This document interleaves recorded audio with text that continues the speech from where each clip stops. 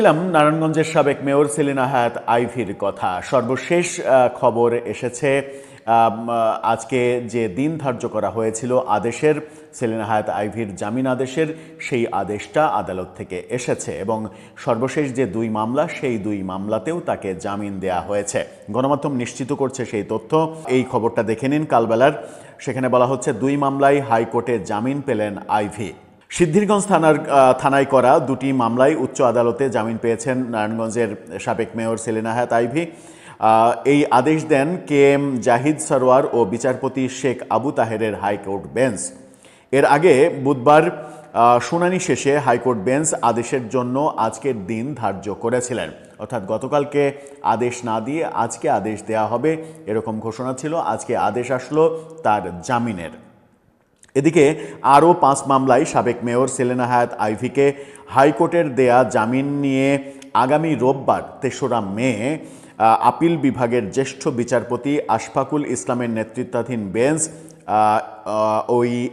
এই দিন ধার্য করেছে। অর্থাৎ এর আগের যে 5 মামলা, সেই 5 মামলায় হাইকোর্টের দেয়া জামিন চেম্বার আদালতে স্থগিত করে দেওয়া হয়েছিল। চেম্বার আদালতে স্থগিত করে দেওয়ার ঘটনার পরে আমরা এবার জানতে পাচ্ছি যে আগামী 3রা মে আপিল বিভাগের একটি বেঞ্চ এই ব্যাপারে রায় দেবেন। সেই রায়ের উপরেই নির্ভর করবে সেলিনা হায়াৎ আইভীর মুক্ত হওয়া না হওয়ার ব্যাপারটা। যদি আপিল বিভাগে রায় হাইকোর্টের রায় অক্ষুণ্ণ থাকে, তাহলে তিনি মুক্তি পেতে আর কোনো বাধা থাকার কথা নয়। যদি আজকের যে জামিনের রায়, সেই রায় নিয়ে আবারও উচ্চ আদালতে আপিল করা না হয়। গত বছরের 9 মে ভোর 3টার দিকে নারায়ণগঞ্জ শহরের দেওভোগ এলাকায় চুনকা কুটির থেকে সাবেক মেয়রকে গ্রেপ্তার করা হয়। সেদিন আমরা দেখেছিলাম যে সারা রাত জনগণ পুলিশকে অবরুদ্ধ করে রেখেছিল, কারণ রাতেই পুলিশ গিয়েছিল সেলিনা হায়াৎ আইভীর বাসায়। জনগণ পুলিশকে বেরোতে দেয়নি। ভোর যখন হয় 3টা বলেছে, এটা আসলে 3টা হবে না, হবে সকাল 5টা-6টার দিকে। যখন আলো আসে প্রকৃতিতে, তখন সেলিনা হায়াৎ আইভী বাইরে বেরিয়ে আসেন, জনগণকে বলেন যে আপনারা পুলিশের কাজে বাধা দিয়েন না, এখন সকাল হয়েছে, এখন আমি তাদের সঙ্গে যাচ্ছি, আমি আইনের প্রতি শ্রদ্ধা দেখাতে চাই, আইনিভাবে মোকাবেলা করতে চাই। এরপরে জনগণ অশ্রুসিক্ত নয়নে তাকে বিদায় দিয়েছিলেন। বাংলাদেশে শেখ হাসিনা সরকার পতনের পরে এই প্রথম আওয়ামী লীগের কোনো নেতার গ্রেপ্তারের ব্যাপারে জনগণের প্রতিরোধের মুখে পড়তে হয়েছিল পুলিশকে। সেরকম একজন নেতা যিনি আমরা দেখেছি শেখ হাসিনা সরকার পতনের পরে ওই নিজের বাড়িতেই অবস্থান করেছেন, যতদিন পর্যন্ত গ্রেপ্তার তাকে করা না হয়েছে ততদিনে জনগণ তার বাড়িতে, তার শরীরে একটি ফুলের টোকাও দেয়নি।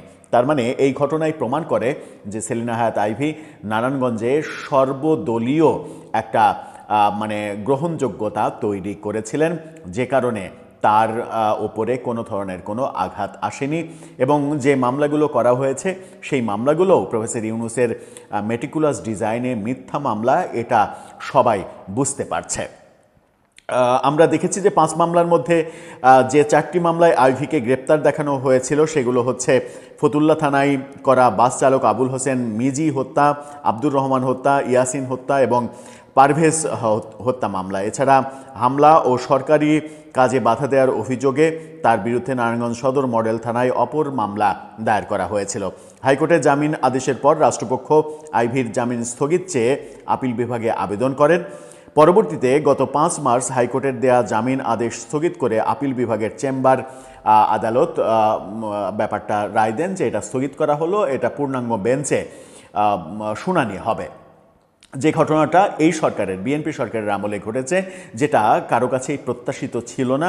প্রফেসর ইউনূসের আমলে যে ঘটনাগুলো ঘটছিল, সেগুলোকে একটা এক্সট্রা অর্ডিনারি ব্যাপার ভাবা হচ্ছিল, কিন্তু সেই ধারাবাহিকতা যখন এই সরকারের আমলেও আমরা দেখেছি, তখন ব্যাপারটা অনেকেই মেলানোর চেষ্টা করেছেন। অনেকে বলেছেন প্রফেসর ইউনূসের শাসনেরই এক্সটেনশন পিরিয়ড চলছে কিনা, তার সাজানো সব পুলিশ বিচার ব্যবস্থা সব কিছু আগের মতো করেই চলছে কিনা, এই প্রশ্ন করেছিলেন। এখন দেখার বিষয় মোট 7টি মামলায় 7টি মামলাতেই তার জামিন হলো এবং সর্বশেষে আজকে 2টি মামলায় জামিন দেয়া হলো, যে 2টি মামলা সর্বশেষ তার নামে করা হয়েছিল।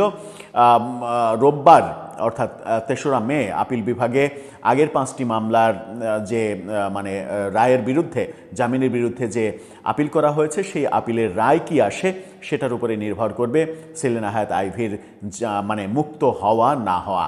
এর মাঝে যদি আজকের দেয়া জামিনের বিরুদ্ধে আবার আপিল করা হয় তাহলে হয়তো আবার অনেক দিন ঝুলে যাবে, কিংবা আবারও যদি শোন অ্যারেস্ট দেখানো হয় সেটা সম্ভবত হবে না, কারণ হাইকোর্টের পরিষ্কার নির্দেশনা এসেছে যে সেলিনা হায়াৎ আইভীকে নতুন করে মামলায় জড়ানো, শোন অ্যারেস্ট দেখানো, এই কাজগুলো করে হয়রানি করা যাবে না। এখন অপেক্ষা আওয়ামী লীগের নেতাকর্মীদের জন্য যে সেলিনা হায়াৎ আইভী মুক্তি পাচ্ছেন কিনা, এবং এই মুক্তিটা যদি সত্যিই পাওয়ার ঘটনা আমরা দেখি তাহলে এটাকেও আওয়ামী লীগের রাজনীতি শুরুর ক্ষেত্রে নেতৃত্বের কোনো একটা জায়গায় সেলিনা হায়াৎ আইভীকে দেখার যে আলোচনা চলছিল অনেক দিন থেকেই, প্রায় মানে 1.5 বছর ধরে এই আলোচনাটা চলছে, সেই আলোচনায় নতুন করে ঘি ঢালার মতো অবস্থা